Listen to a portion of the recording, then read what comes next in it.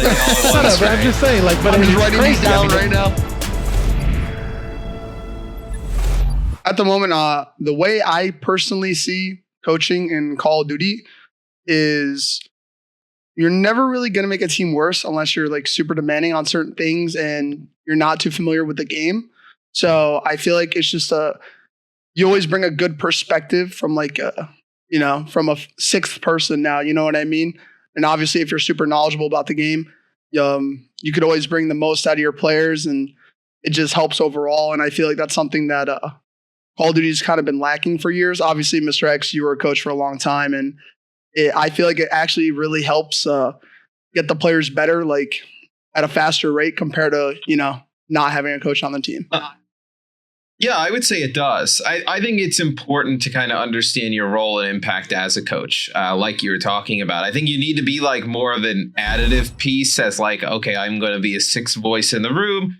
And for me, I think my major thing was like, I want to instill confidence in the team and then also be the one who kind of squashes any type of arguments, right? I think a lot of teams go sideways when like egos kind of go certain ways and get out of control.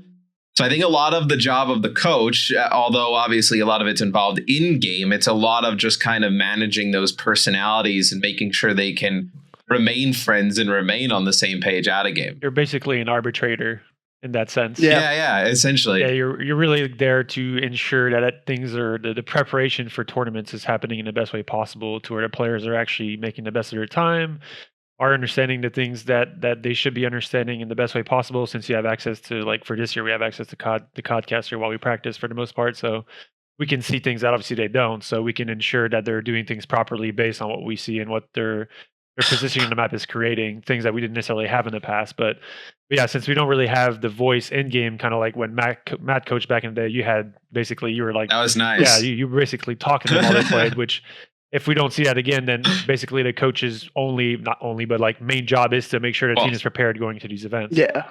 Well, I think that's like that kind of is when I actually stopped coaching. I have not stopped casting. When I stopped coaching. During Black Ops 2, like you used to be able to talk during the game, and I found myself to be way more effective doing things like that, micromanaging smaller things in game, being able to keep track of score streaks, hill time, really good at determining like whether it was optimal to give up versus kind of play for it and like kind of play the mathematics against the clock like in real time. And in Ghost, when it kind of transitioned and we couldn't be as in game and we didn't have that kind of like Concaster type of point of view to be able to go back and like review things constantly from a different perspective, that's when it became much more difficult, which I'm happy that like now that you guys and obviously with the CDL and like how organized they've been. And I think a lot of it falls on the game, not really kind of what was going on before. But now you have all of those tools to be able to do those things. Yeah, I mean, I can agree with that for the most part. It's just crazy how much it's evolved since back then. And obviously, it's actually insane how much it's evolved. And I remember yelling it right. yeah, you did. I was yelling at you too. You were just yelling at me for nothing. I don't know. Yeah. half the time that's what I was doing. I like part of me wishes that the coaches still had like an in-game voice. Maybe not as like, I mean, we still have the in between games talking to our players, make sure they remind them of the things they should be doing. Going on to the next map, making sure things are cool, calm, and collected. I don't know exactly what it would look like because back in the day we were playing 4-on-4, so the fifth voice wasn't too bad. But now it's 5-on-5. Yeah, now it could get a little bit overwhelming. I can't even imagine. Yeah, it would be kind of ridiculous. But at the same time, it's kind of like the thing Mr. X brought up with like, for example, hardpoint. If you call your team to rotate at a specific time to make sure that they're doing things the right way, like it could aid in a certain specific way on specific modes at specific times. And I feel like it's all about like utilizing the coaches should really be to elevate the kind of the level of the players, right? We want the best play, the best kind of high level play as possible. So if the coaches can have a way of doing that in game, I feel like we should try and find a way to let them. But I'm also not sure if it would be as effective as it was previously, because I think just the speed of the game as Call of Duty in general has just gotten so fast compared to where it was. Like you think back to when Black Ops 2, right? Like I was coaching in game, you guys were playing. like somebody got 30 kills. That was like a massive game, like 35 kills, a massive game. Like you have people going out there dying like 40 times in a hard point now. I mean, trying to manage that, I feel like would be a completely different animal than what's gone on. I noticed for me personally, like obviously I have a pretty big voice in game while my guys are practicing, and I feel like it does help. I just make sure I say key things at times where maybe they don't notice it as much. And I just try to instill in their heads, like when the match actually, happens. So it's like a reoccurring voice in a certain situation when to rotate at a certain time, or to pick up a specific cut with how much time left on a hill, or in Dom when to like actually regroup to push a specific thing out to get map control instead of just playing separate. Just things like that. I try to communicate to my guys during practice so they don't forget it in the match, type of thing. Well, I mean, you guys were players. Like I played professionally a long time ago. Like you're kind of like a creature of habit after a while when you get into game and you play the same map with the same team like 100 times. And like there are some things you just never remember. There are some things you always remember. So like having that extra voice, like you're saying, try and like practice to kind of drill that stuff in. As a coach, like when you do that, you're just hoping like when it gets to a game, somebody remembers that. Like, wait, we always forget to rotate here. Let me look at the map. Like you're hoping somebody catches 100%. on. It's also interesting to hear because like those are some things that I've been trying to stay away from, and that's probably where we differ as coaches. Is really trying to make sure my voice isn't one to be kind of instilled in their head while we're playing. The things I kind of remind them of.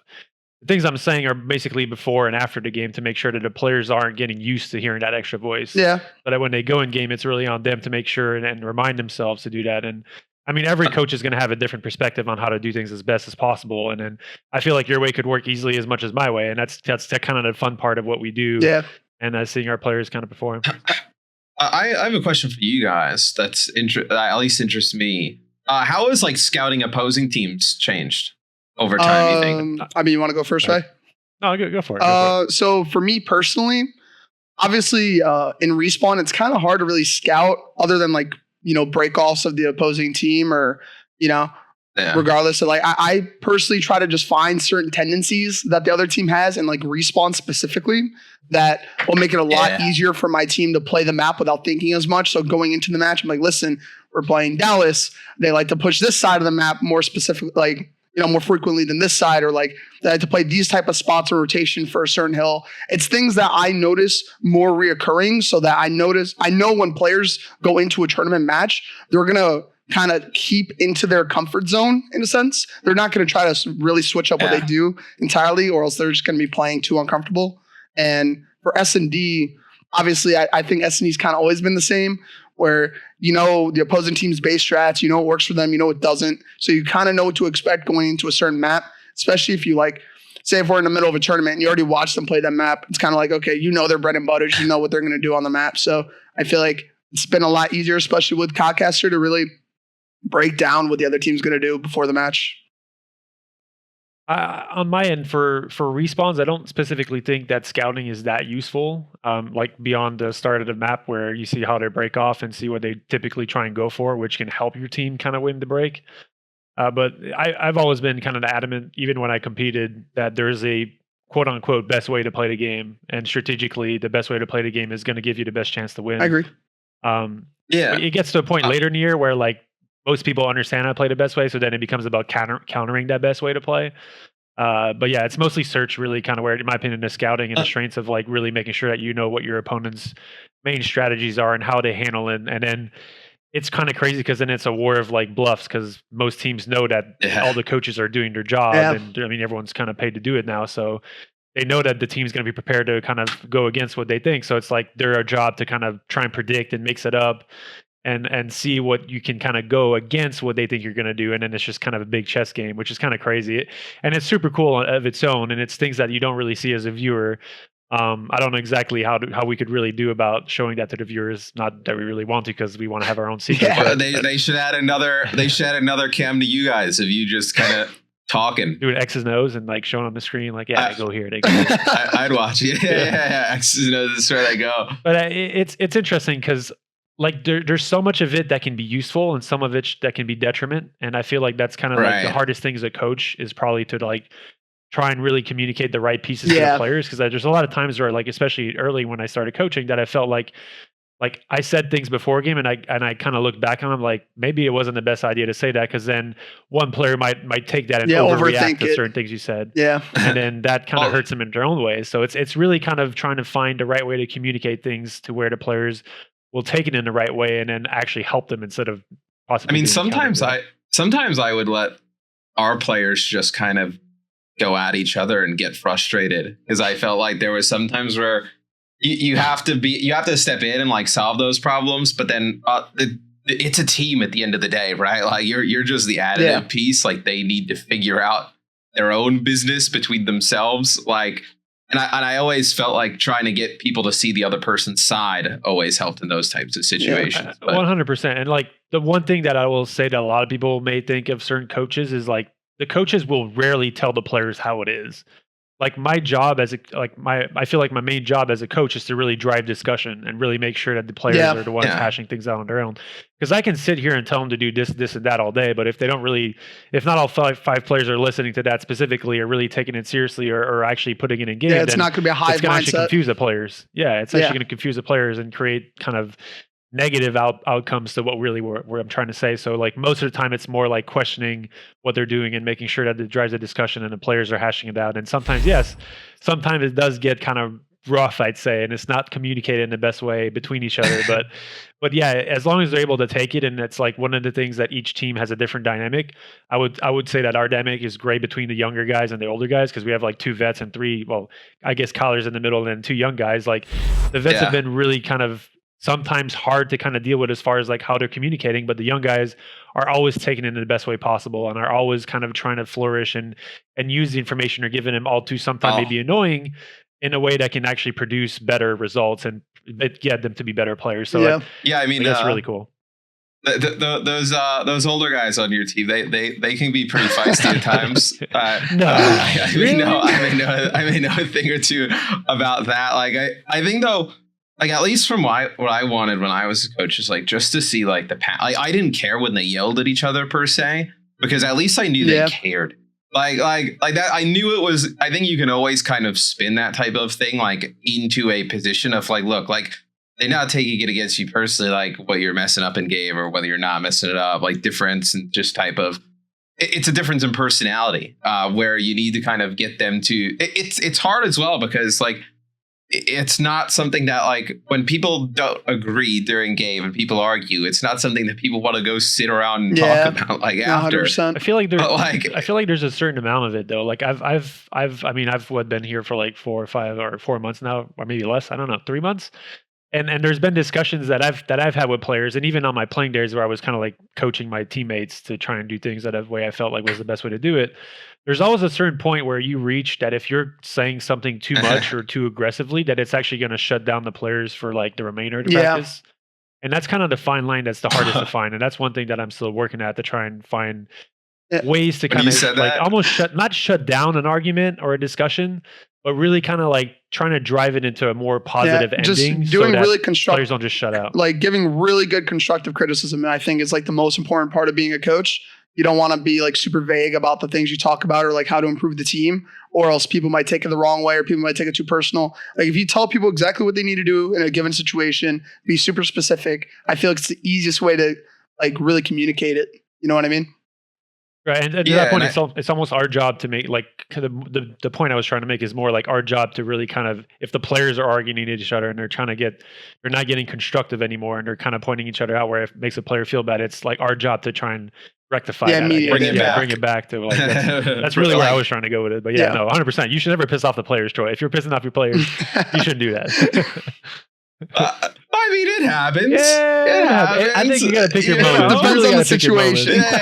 You better have at least 2 or 3 of your guys on your side if you're going to do that, or else it's not going to go you have to know when to pick your battles, right? I think I think one of the hardest things, though, at least, well, I mean, it wasn't exactly hard, but like when you do dish out that feedback, you have to kind of balance it out amongst everybody, right? Because you don't want anyone to feel like they're being singled out. And we've all been players before, like somebody starts to get singled out, then you start talking to a teammate like, oh man, is he really like doing all that wrong? Like and then it just kind of becomes its own thing. So like I always felt it was super important to if I was going to deliver feedback, that it was feedback to everybody, that it was not just a one person thing. Like it is a group. Like we are a team because we fail and succeed as one, right? So that was one of the things where it was like, okay, let me find something wrong here. Let me find something wrong there, or something we can do better. And I think the hardest thing was sometimes like getting players to understand that, yes, their action may have been correct, but it hurt two other people. Right. Like and trying to get them to understand, like, yes, that may be the right play for you, but if you didn't do that and opted to do this, it helps two other people, maybe three other people, right? Maybe the whole team. Like, I'd also like to not necessarily point out, but like every person has a different kind of way of taking feedback and criticism, right? So I feel like there's players that are much more capable of taking singled out feedback, for the lack of a better term. Like if I'm telling someone on my team that I know is able to take the criticism like individually a lot, then I might point things out more so to them than any other player, because I know they're willing to really kind of rectify the small things that they're doing wrong all the time. Yeah.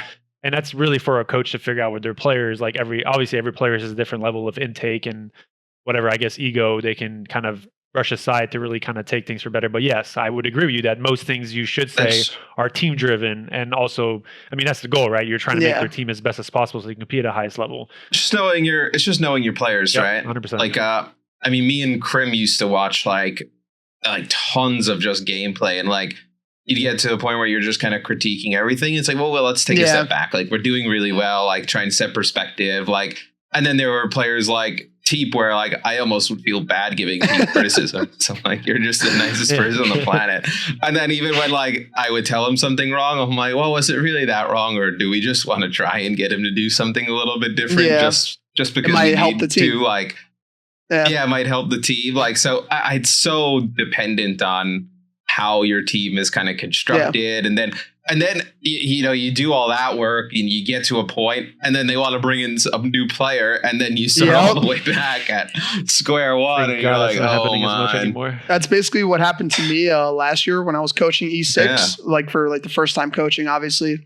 And we just kept bringing in new players like every couple months, and trying to coach some of those players were probably like the toughest time I've ever had in gaming in general, just because of the amount of like different personalities I had to manage all at once, while giving criticism, while trying to improve the team, while watching VODs with the team. It was a lot on my plate. And this year it's definitely dialed down in that sense.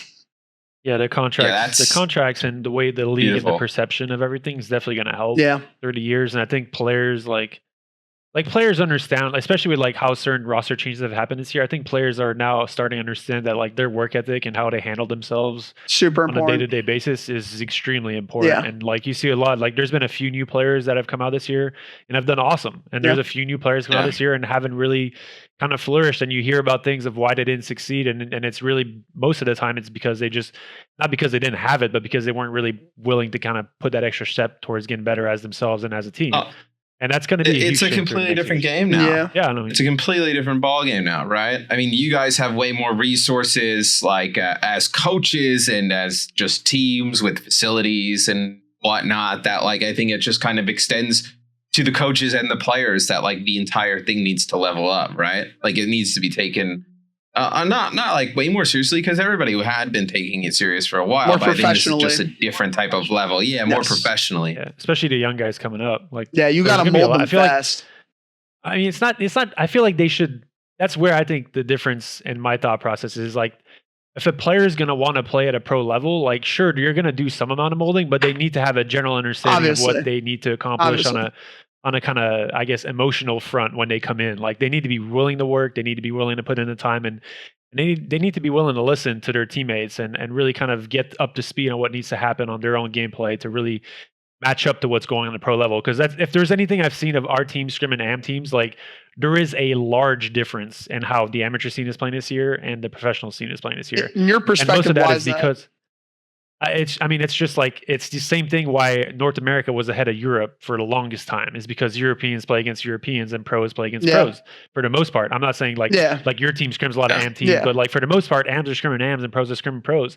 I don't care how much you watch professional gameplay, you're going to be doing what works for you against a level of play you're playing at. And that's the amateur scene is playing to the level of the amateur scene in that front.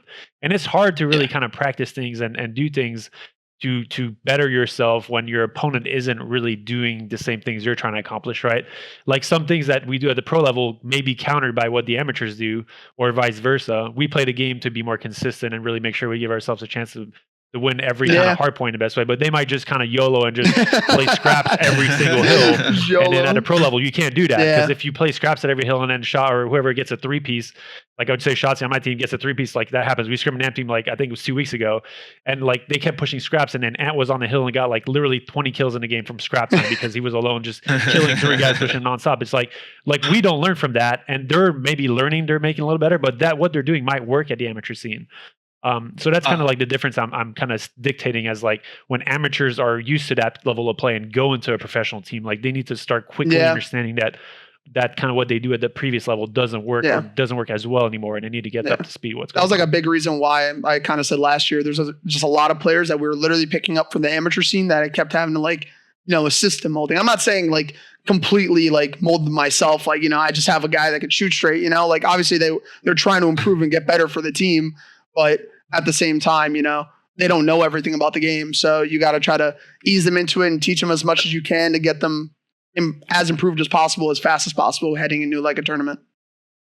Yeah, it's a different way of thinking, right? Coming from the amateur scene to the pro scene. And then I also think now, at least like from what I've seen on Overwatch League, and I'm sure it'll kind of carry into CDL like as it evolves, is that the difference really between like the amateurs and the pros comes down to how much extra resources the pro teams have. Like they have like multiple coaches, like an analytics team, like they do more VOD reviews, they do like structured scrim blocks. Like where the amateur teams are just kind of like, they have maybe a coach and they're just kind of going by and like doing it like kind of how we used to. Where I think that extra structure and just everything involved just levels up that pro play even more. I have a question for you guys. I never experienced this because I was not. Well, I was decent at Call of Duty. I say decent. I was all right. I was all right. Did I play against you? No, I played against the old Optic champs. I played against Merc. That was a fun experience. Yeah. Is it weird coaching players that you've played with / against? Not at all. Yeah, not for me personally. No. Yeah, not at all. I mean, like again, I'm for Troy maybe different. I don't know exactly you were involved. Like, and we never teamed together, so I never really knew like how you were as a player when it came to like practice and whatnot. But like for me personally, like I practically coached while I played. Yeah, same. That was always my way of making sure that my team were on the same page. And like I would be extremely annoying to play with. Trust me. Like I know, and people too. Like and that's one thing. Like I mean, this is a little off topic, but like from my years working at Sledge, like I've learned a lot about the like kind of, I guess, how to handle communication with people and how to not piss people off when you talk to them every day. So, I learned that really quick because I mean, obviously it was a different atmosphere for me. But like from that front as a player, like I was always the guy who's like going to annoy a player. Like I'm going to tell you how it is real quick if I see it, and then and it's always hard taking criticism when it's always directed towards you and never the other way. Because I mean, very rarely would I be the one taking people. I would take my.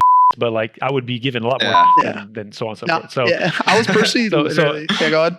So sorry on that front. Like for me, it's not weird at all being in a position where I'm like teaching or helping players get better from the front where I am now, because I basically did that with some of the guys that I competed with or against and are on the same team for a long period of time. So I think for me personally, like I'm in the same exact boat. Like obviously you don't know me that much as a player, but every team I've ever teamed with, or every player I've ever played with, I've always been in kind of a spot where I kind of already would establish myself as like an in-game leader. And that's just how I communicated. Like maybe not as much in practice with some teams, but in tournament time, like I was always the one making a lot of the shot calls, like in respawn, S&D, like all the time. And for me personally, like coaching last year really put in perspective for me how much I think I was doing wrong. Like, for example, I used to be really bad at giving criticism in a sense where I made it way too overcomplicated at times to like really, like I wouldn't break it down well enough in my opinion. And then obviously coaching, I realized that super quick because I realized from like an outside perspective how much people really process your criticism if it's not direct, it's not super specific. So for me personally, like that's just kind of something I learned coaching among other things. But that was probably my biggest downfall as a player personally, was the fact that whenever I gave criticism, it was never like specific enough, or I was just talking way too much, Yeah, you just have to, like, I think as the coach, you just kind of have to cut through all that BS talk and just kind of get straight to the point. I think, like, as soon as you start talking in circles and, like, you're not, like, coming off extremely, like, confident that you know exactly, like, what needs to be done, then, like, the players start to question you. I think that's when you start to see things fall apart. I whenever Ray mentions, by the way, that, like, he's like used to coach in game, I can't get out of my head the clip with him and Damon where he was telling Damon on standoff like where to go. And that was a cumulative of like a few days of like frustration on his end. But that's kind of like the point I was like telling you about, like how new players are coming on the scene and things that you really can't afford to do anymore is like really like you need to be able to hash things out as quick as possible. Yeah. Yes. Every other, like there's so much investment and time from the player standpoint now that if you fall behind, it's hard to catch up. Like it's just really difficult. And it's been, I haven't been part of the competitive scene for a few years, but I've been watching it and keeping up with it. And you can tell like when certain teams just aren't doing what they should be doing anymore and just don't have, like not necessarily don't have it. They still have it, but they're not putting the work ethic and time to really kind of push themselves to really keep up with everything going on. And it's like there's been a few teams that you've seen just kind of have stacked at the top and just hold at the top. And a lot of people are like, oh, those players are amazing. You're like, those players are good, but they're good for a reason. Yeah, like it's not the because like the skill level, the skill level from like the lowest player in the league to the best player isn't that different. Like from a shooting standpoint, I'd say like decision making is probably the biggest difference, but it's really not kind of apparent to where like if I put them two in a game and I let's say, I don't know, there's like a 10-step program and they go through different levels, like maybe the player who's not as good or bright or intelligent game wise, so the other player will get to like level 8 while the other get a level 10. But that's not a huge difference. Like it's really just the work ethic and the amount of time and their understanding of what they do with their time that really differs kind of the lack of competition element from those lower players to those higher players. And that's something I don't think people and the general public understand like about your guys' job, right? Is like when a team is winning, it's pretty hard to keep them all the way up there and keep them motivated and keep them on track. But what's also even more difficult, like a huge mountain to climb, is when they fall off track and trying to get them back on track. You don't have much time to do it. And then the player morale starts to dip a little bit. Like it is really difficult to get that going again, like on a right path super quick. And that's why I think coaching Call of Duty is extremely hard, because you have these crazy like peaks and downs, right? Between like the weeks and the months. And it's just trying to get consistent results in a game where everybody is so skilled and so closely skilled, like you were mentioning, right? Yeah, like I'll say a few factors. Like this year we've had a few elements. Obviously the COVID and changing to online has kind of altered a lot of what we've done early in the year. At least I wasn't there, but like it's changed the thought process and how we handle practice, because we're practicing for a LAN event. So the way we're trying to play the game is to a custom LAN. It changed to online. So now we're playing the game to be more online driven. Like all the kind of game issues kind of flourish when you're online, like the camera and all that stuff. So then we dealt with certain, like we changed servers. We dealt with some apparent spawn changes. At least the players think so. I would, based on what we've seen, wouldn't be surprised. Like the spawns have changed. I'll just say it. I mean, it seems like the spawns have changed in the last couple of weeks or month. And then we've also dealt with like schedule changes, like certain weeks, like the gap between how much you're playing in the year has changed based on the previous schedule. So there's been like kind of a lot of like outside elements that have kind of like made your job as a coach a little more difficult. And on the player front as well, I mean, we won an event, we won our last event, and we didn't compete for like 7.5, 8 weeks, which is a long period of time. And like kind of what you describe as like trying to keep a team at the highest level when after they kind of got to the highest level is extremely difficult. But it's the more time you put in between that kind of time of competition makes it even harder, in my opinion, because no matter what you do when you practice, there's not any practice that compares to the practice you get in a tournament. And this sounds crazy. No, 100%. And everyone who's competed in every sport and everything in real life, like there is no time to be better or to get better than when you're actually competing. And this is crazy because everyone's like, oh, well, why are you guys practicing? And so on and so forth. Like we're practicing to get to the moment so that we can adapt when the competition happens and really make sure like the level of emotion, the kind of drive you have as a player, the communications, like everything just ramps up a little bit. And that changes how you perceive the game and how you play the game. And the speed at which you're playing, it kind of gets a little more amped. So it's crazy. Like there's a lot of elements that people don't really see from the outside, and it's just difficult. Like it's hard for everyone, and it's a matter like at a pro level, it's a matter of inches. Like there's really like again, there's not that much skill difference between the players. So making sure you're that little step ahead is very difficult. I mean, you're seeing how close a lot of these matches are, whether it's between the 1st to 12th place team. It really doesn't matter. Yeah. Like say if you're the best team and you're not performing at your best, and a lower team can easily compete with you. That's just how I feel like COD's always been. And on top of that, like I don't really see like many teams, in my opinion, like scrims matter, obviously, and like teams are trying to get as perfect as possible. But like you said, like in a tournament setting, it's going to be hard to try to keep that same sort of consistency, especially with everything ramping up. Like I feel like you said, a lot of people don't really see that, and obviously a lot of people don't know that if they haven't competed themselves. But I feel like it's kind of like that in every sport, where it's like practice is practice. You have to go into the tournament with a mindset that like you can't. It's not just shrug your shoulders, you hop on the game, you play. Like. You have to, the intensity is going to be there. You're going to be going super hard, but you can't forget all the little things you do in practice. That's what makes practice important, in my opinion. Yeah. Have you guys been also kind of keeping track of with all like the schedule changes and downtime and whatnot, like Troy and Ray? Have you guys been the ones like managing the players like in the scrim schedules as well? Yeah. In terms of basically how have you guys been handling? Because I remember there were some times where like we weren't getting good practice. So it's like, let's take like 3 days off to just like recharge and whatnot. Like how have you guys been kind of handling that whole dynamic with giving players the necessary time to like be well for themselves? Well, I think this is where me and Troy will differ the most, actually. It's kind of interesting. Well, I think Ray's like with no days off. I mean, if it was up to me, when I was playing myself, I played every day, whether it was scrims or just competing. Like I never really got burnt out personally.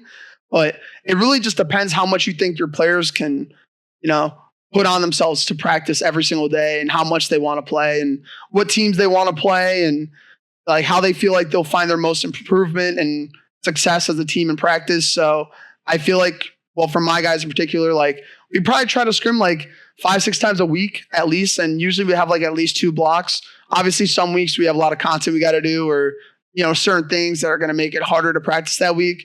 But for the most part, we've been pretty consistent with the amount of time we practice every single week. So I would probably say like 5-6 times a week. Nobody really gets burnt out. Like there's been like 1 or 2 weeks where maybe we played a little bit too much, where we had like 3 blocks, like multiple days, but that would be like leading up to a tournament. So, I mean, in my opinion, for the most part, I feel like that's been like the most consistent schedule that works for us. So our take, my take on it is really the ramping up part, where if after an event we'll be a little looser with time, where we'll let the players kind of, I guess, decompress and really make sure that they stand and they're like at a good emotional state and they're not overworked, I guess you can say. As crazy as sounding, everyone's like, oh, they're playing video games, overworked. Yeah, no, it's very stressful. Hard on the brain, dude. It's very, there's a lot going on when you compete. So yeah, it's pretty emotional. And it also depends on the amount of time we have in between events. For example, like we had back-to-back weeks. So like we really we had 2 weeks of where we're scrimming 3 days, just playing nonstop for the 2-week period. And it's like, and it's hard for the players, but I'd say like the one thing to me that like, and this is something as a player that I always wanted, is like, I want to practice against the best teams possible at all times. And I think the hardest thing that we've had this year, because of the way the scheduling works and the tournament structure, and because there's only 12 teams to play against, like if you're playing against, let's say, like we played against FaZe, and let's say we have, I don't know, Florida in our pool, like 2 really good teams that we're probably not going to want to practice against because we don't want to show what we're working on. You don't want to get them better. The coach. So you don't actually play against those teams, and that kind of takes 2 out of like, let's say 4 or 5 really good teams in the league, or the top teams, I'd say, not really good, but like top teams that are competing at the highest level week in, week out, away from your scrum schedule, which makes it a lot harder to really kind of get good practice at that point. And that's kind of the difficulty I think we're getting this year, is because of like the lack of amount of potential teams to play against. Yeah. And you're playing against certain teams, and then you like if those teams can't, and the schedule works in a way, you have to play AM teams, and then at that point, you're not getting into practice you really want. So are you really improving? And then there's so many questionings going on at that point. But as far as playing time, like we really like once we're in tournament week, we're playing basically like 7-8 hours a day. Yeah. And really kind of making sure we're prepared for the event in the best way possible, so that the players go into not questioning themselves on what they're supposed to be doing. It's just instinctive. Yeah. With how kind of Call of Duty is, have you found any teams like that just play weird or hard to prepare for? I'm trying to think off the top of my head, like a specific team, or like. Yeah, like, well, I said specific team, but I think to like back to our previous conversation, like the game kind of normalizes after a while where people understand like what, like where you should be, what you should do, certain cadences at certain times. Is there any like one player that like whenever your team plays against them or you kind of game plan, you watch their VODs and you're like, why is this happening? What is going on? Like I feel like there has to be not as much of that anymore. I mean, I think from my perspective, the biggest thing I noticed is just like the discrepancy between like the top teams and like the bottom league teams, right? Like I feel like the tendencies might be a little bit different. We might be a little bit ahead in some aspects. For the most part, the skill level's the same. Kind of what Ray was saying earlier, like the difference isn't the skill, it's just like kind of the tendencies on the map of the players and, you know, what kind of initiative they're taking, if they're always trying to stay two steps ahead in a lot of situations. I think the biggest difference for me personally is our S&D practice, because a lot of teams, obviously this has always been a thing I feel like for Call of Duty, a lot of teams in practice for S&D, they don't exactly do what they should be doing to try to improve in the game mode. So I remember leading into the last event that we played at, the Minnesota weekend, a lot of teams that we were able to practice against for search played completely different than the teams we played at the tournament. You know what I mean? And that I feel like it hurts because, you know, we're playing a completely different play style and search that we didn't really know exactly how to adapt to in the moment. And it's not like I can help them in the moment, you know? Like I'm getting them prepared as prepared as possible prior to the match. And I'm telling them exactly what the other team's going to be doing, what we should be doing on the map. And sometimes it just doesn't work out like that because, you know, we go from teams in S&D scrims kind of just throwing their lives away. And you hop into a tournament match and we're playing Florida, for example, in S&D, and they're camping for 40, 50 seconds around. You know what I mean? It's like a difference in dynamic that catches you off guard. And I think that's been like the hardest thing is to find like really quality search and destroy practice this year, especially with how important it is given the situation with the respawn in this game. So there's a conception of trying to hide the things that you want to do in a scrim. And obviously, like, I mean, it's crazy to me because like we don't, like as coaches, we don't have access to the same visuals when we play search. Like we're just spectating our players and what they're doing. And then we don't have like access to the mini map more or less. Right. Which to me is like I can't really tell specifically what they're doing. I can kind of gauge strategies. Like we can see where they throw smokes and like what they're pushing A or B and like so on and so forth. But like I would agree with Troy completely on the fact that like teams just don't seem to be taking S&D to the level of practice that they really should. And it hurts our practice. Hard, right? It's always been the case. I don't want to like, I'm not talking against the players and how to handle it because like it makes sense to where like I don't want to show what I'm going to do in the tournament because if I play against this team and they're prepared for every single strat I'm doing, then what's the point, right? Like I'm getting better at what I'm doing, but I'm getting better at it for no reason because they can easily counter what I'm going to do. Yeah. So that's kind of the player mindset. But yeah, to that point, like just kind of like the previous question you asked, Troy, and like how different certain teams play in the league. I think every single team has an identity on how they play the game. There's very little like specific to like, and I'm not going to share those things because obviously that's the, you know, the secrets. Why not? Nah, come on. Share them with Sander. I mean, if Troy shares them, I'll share one. No, I'm just kidding. Well, the thing is, Ray, is like for me, is like kind of what you said earlier. Like there's really one real way to play the game, like a really consistent way. Obviously, there's things you could throw in there to catch other teams off guard, like say a different way to rotate to a hill or like things like that. Like, you know, if a team is so easy to, you know, do the same thing over and over again on a rotation, something, you know, that might catch them off guard or something. But I feel like for the most part, like there are teams in the league that do think differently in like a lot of situations, like from my own knowledge, you know, I know a lot of the players that are on like the lower level teams, for example, and a lot of their tendencies on the map, I wouldn't say are wrong, but they're just not as efficient as they can be. You know what I mean? So he's just said they're wrong. He just they're not as efficient. Like I'm not saying their general thought process is completely wrong, you know, but there is a smarter way to play the game that is more efficient. So that's kind of like what I'm saying. Yeah, I would agree. Yeah. Something I was interested in at the start of this year, which I don't think either of your guys' teams has taken advantage of.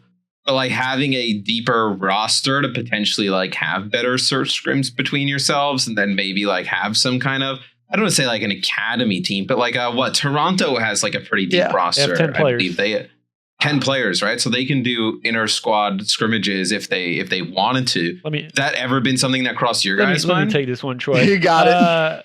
So Ray doesn't like this. So I'm the coach and the GM of my team. Yeah. It would be extremely expensive to have 5 substitute players on your team that aren't necessarily going to play for your team and help your team win. I like the big events, right? The actual professional especially if events. they're just substitutes, Yeah, and it's also to the point where we're back to the discussion where AMs play AMs and pros play pros, and like to all the, I mean, at least to my team, like we consider the B, let's say Toronto B team, an AM team. We're not going to scrim them in front of any other professional team in the league because their practice they get is against most amateur teams, even though they may play their head team. So whatever they learn and whatever they know about the game is considered like the amateur front. So yes, they may get some better practice. Like Toronto might have a better way of practicing search than any other team because they can practice freely. It's just way more effective, right? They can practice freely without being scared to show any of or really kind of go against any of the reasons other teams don't seem to be taking search seriously. But then on the same front, like kind of back to Troy was saying, like the way the Toronto B team plays search isn't going to be necessarily the way every other pro team plays search. And then the way the Toronto team's adapting to their strategies isn't going to be like beneficial. Like the only way to make the B team work is if you told that B team and you had a coach with them and you're like, we're preparing to play the Chicago Huntsmen this week. Go watch Chicago Huntsmen play and literally learn all their strategies and play their S&D exactly like they're doing it. Do exactly all their strategies, and then we'll practice against them. That'd be elite, though. That is, correct. That'd be awesome, would be elite. Yeah. But that is literally the only way, and I don't think this is repeatable in like Hardpoint or Dom really, because those game modes don't really kind of apply in that way because the scenario changes so much. Yeah. And like to say like what is it, like $50K for a sub this year minimum? Like to say you're going to invest $250K in a team to possibly get some ounces of kind of must out of that to me is kind of crazy. Like, and that's just, I think though there is something for the future of it though. Like maybe not like now, but I think in the future, like, cause I mean, I was always suspect of like when I started OWL, because coming from COD, like the idea of subbing somebody in during a map or in the course of a week was just kind of like, wait, what? like what is that? Like, how does that work? And then like kind of just learning about other esports, like it's kind of, it's something that happens that just hasn't happened in Call of Duty, where I feel like over time it may become more of a viable option. I don't want to say it is right now. And I know Ray is probably hating my argument for this. And like, trust me, like, I see the Overwatch and how like concept of it. Like, the concept makes total sense. Don't get me wrong. And it's like from a standpoint where I'm sitting, where there's like, for example, Overwatch has like most of are playing the specific modes, but the reason, from my understanding, you tell me if I'm wrong, but the reasoning why they're bringing different players in is because those players are more specialized in a character that will counter X team. Correct? Yeah. Yes. Okay. And then in certain play styles as well, where some players 100%. Play better in slower types of game modes rather than faster types of game modes. I agree. And then like, if you look at it at an extremely high level, like there is the potential for that in Call of Duty, right? Like for example, search is a very different mode than Hardpoint and Dom for this year. Like the pace at which you play and the decisions you're making are very different. The one thing I will say against it is the fact that the game is extremely team-based. My practice and my communication level with players that I'm not, let's say we're subbing, I don't know, let's say whatever, like who's not performing in search. Let's say Ant and Ender are off for search for whatever reason, like Illy and Shotzi are. And you're bringing in Hastro. I'm bringing me and Hastro in because we have the brains. We have the brains. We're gonna do this. This changes the communication levels at which we have with our teammates. This changes the vibes, like the kind of emotional front and how we react to overall chemistry situations. We're doing this in the middle of a match. Like this isn't just like we're playing hard points for like an hour and then we're playing search for an hour. This is like we're playing hard point and we're switching our teammates, and other teammates come back for 2 maps, and then we're switching our teammates again. Those teammates aren't necessarily warm anymore. They haven't been. They're maybe shooting bots, but like shooting bots isn't shooting other players. They're not competing in the same kind of level front as the other players were for the last half hour. Like there's so many factors that go into that to me are like what is there to gain isn't strong enough, isn't viable enough for it to do it now. In the future, if things changes, who knows? Maybe the modes are like drastically different. Maybe we can talk about it then. But at this very moment in time, I feel like that's probably the main reason why you haven't seen it is because it would change so many factors and it adds so many variables to a game that it's just hard to kind of prepare a team for that. I mean, I know something that people have suggested is having a team like strictly for search and destroy, like subbing out a whole roster for search and destroy. And I mean, it's definitely not a bad idea, like by any stretch of the imagination, but it's also one of those things where you're kind of just taking out a team to put in a whole nother team to play a certain game mode. It could work, Like, I'm not against the idea, but also what Ray said, it's expensive, man. If you want like a good team that would be reliable, it wouldn't be cheap to have that sort of roster be able to get subbed in. They better be good. Yeah, so you better not lose a single they one. better be good. Yo, You better be real good. I gotta say my 2 cents on something. And this is like irked me for the longest period of time in my life. There's never been such a thing as a search. Like, there's so many people that are like self-proclaimed best search players in the world. Like, I've seen this throughout my years competing. I've seen this while I've stopped competing. There's a lot of praise going on players. Like, for example, Illy's been a player who's been not old enough to compete at the pro level for the last couple of years. So he's been like, quote unquote, like a search god, because he's been running the GB tournaments, winning a lot of those things. And that's great. Not saying that he hasn't done that well or anything like that. But the level at which you play search at the amateur level and the pro level is extremely different. Like, it's just a different game. Like, the players play like the team element of it. There's much more kind of coordination at what you're trying to accomplish on the map. And that's not something you can learn at the amateur level. So like really, like, the strength of it is, like, in my opinion, if you're a good player respawn, you should be a good search player. The decisions are different. The only thing that to me is like really kind of driven, like self-driven in a player, is really their ability to clutch around. And like, those are things that are hard to teach. Like, that's something that really the players' intelligence and way to comprehend what's going on around the map previous to the point at which they have the clutch situation really drives their kind of decision making. And really, that's not something that's it takes reps to really learn how to play in clutch situations. That's why a lot of S&E stars are super good at clutching, because 100%. Of how many times they've been in the situation, the common tendencies of players in that situation of how to, get out of it or how to clutch it. So right. But if you look at the pro level, how many times do you actually see a player clutch around? Not often. Like it's extremely rare for the simple reason that because all the players on the team are playing as a team. Like, the optimal way to win a round is to kill all 5 players without any of your players dying. So like at an amateur level, you see a lot of players taking individual routes, playing extremely aggressive. Like, it's mind-blowing how aggressive some of the amateur level. I can compare this to my days when I was competing and we went to Europe for the first time, and all those guys thought they were better than us. We showed there and we literally, all right, everyone watch a lane, just wait for the first guys to rush us, we'll kill them, we'll play 4v3 and we'll win the round.